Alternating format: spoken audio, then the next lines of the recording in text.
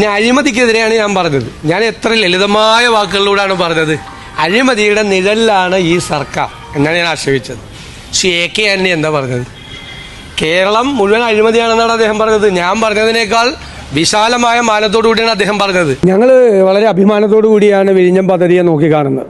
കാരണം അത് UDFന്റെ കുഞ്ഞാണ്. ഞാൻ ഈ സർക്കാർ അഴിമതിയുടെ നിഴലിലാണ് നിൽക്കുന്നത്, ഇതിൽ നിന്ന് പുറത്തു വരണം എന്നാണ് ഞാൻ ആവശ്യപ്പെട്ടത്. ഏറ്റവും UDF അതിൻ്റെ ചരിത്രത്തിലെ ഏറ്റവും വൾണറബിൾ ആയിട്ടുള്ള, ഏറ്റവും പരിതാപകരമായിട്ടുള്ള ഒരു പൊസിഷനിലാണ് UDF നിൽക്കുന്നത്. VM സുധീരനാണ് KPCC അധ്യക്ഷൻ. VM സുധീരൻ നേരെ തിരിഞ്ഞു. ഇത് അദാനിക്ക് അനുകൂലമായ കരാറാണെന്ന് ആദ്യം പറയുന്നത് കേരളത്തിലെ പ്രതിപക്ഷമല്ല, CPM അല്ല, മറിച്ച് ആരാ പറഞ്ഞത്? VM സുധീര പറഞ്ഞത്. VM സുധീരൻ അത്തരത്തിലൊരു നിലപാടെടുത്തപ്പോൾ ഇന്ന് പ്രതിപക്ഷ നേതാവായിരിക്കുന്ന VD സതീശൻ എന്താ പറഞ്ഞത്? VD സതീശൻ അന്ന് KPCC അധ്യക്ഷനായിട്ടുള്ള VM സുധീരൻ ഒരു കത്ത് കൊടുത്തു.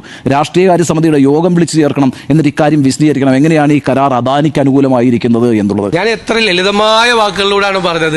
അഴിമതിയുടെ നിഴലിലാണ് ഈ സർക്കാർ. രണ്ടും കൂടി ഒന്നിച്ചു പോകില്ല. അതിന് ചെറിയ ബുദ്ധിമുട്ട് വരുന്നത് അവിടെയാണ്. രണ്ട് വള്ളത്തിലും കാല് വെച്ചാൽ അത് ശരിയാവില്ല. വയ്ക്കുകയാണെങ്കിൽ ഒരു വള്ളത്തിൽ വയ്ക്കുക. നിനക്കതൊക്കെ എങ്ങനെയാ സാധിക്കുന്നത്?